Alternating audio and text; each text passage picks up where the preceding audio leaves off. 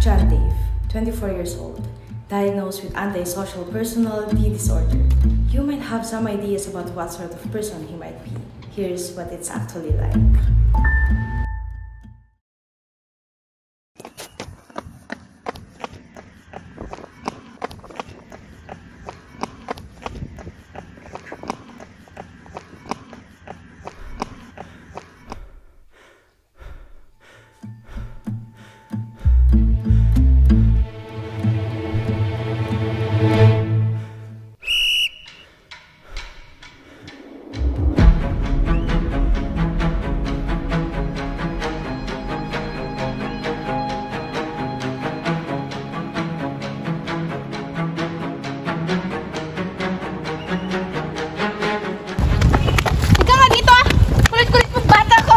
Lagi ka na lang ganyan, lagi papabigat. Magbago ka na kaya. Aray, Nay! Aray! Nasa gitna! Yan! Lagi ka lang ganyan, magwalis ka ha. Oh, Nay!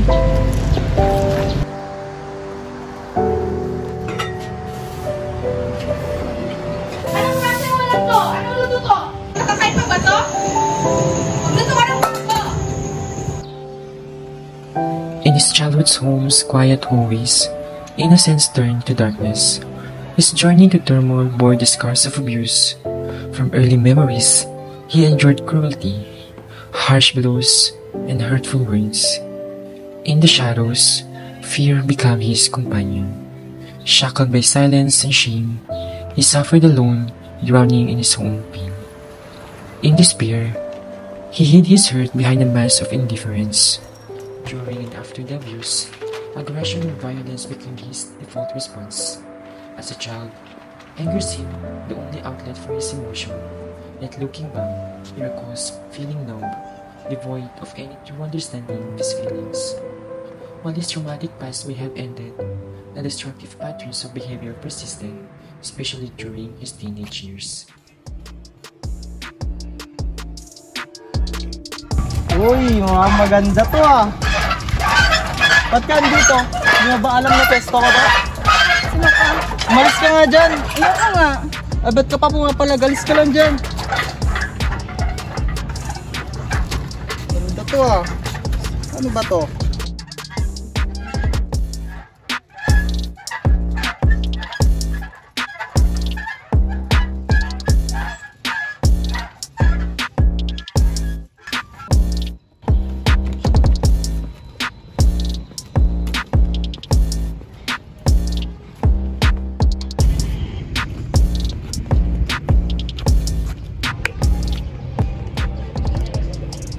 Uy, ano yan?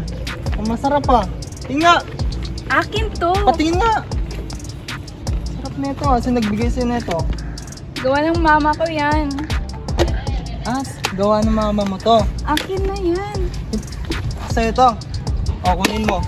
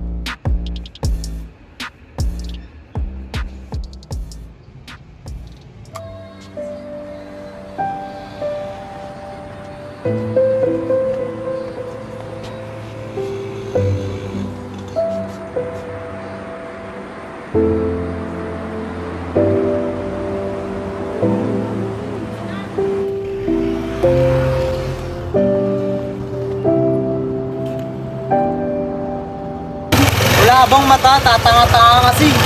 Balis ka nga dyan.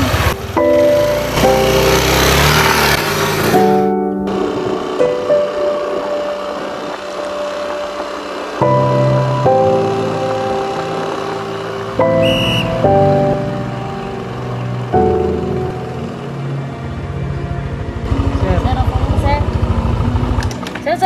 natin, sir? Ay, sir, dyan lang ako pupunta, sir. Patingin na yung ano, sir, lisensya mo.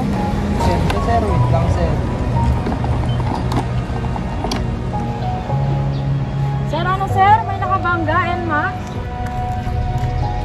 Oo, sir, ito ngayon. Sir, kailangan ko sumama sa amin. Sir!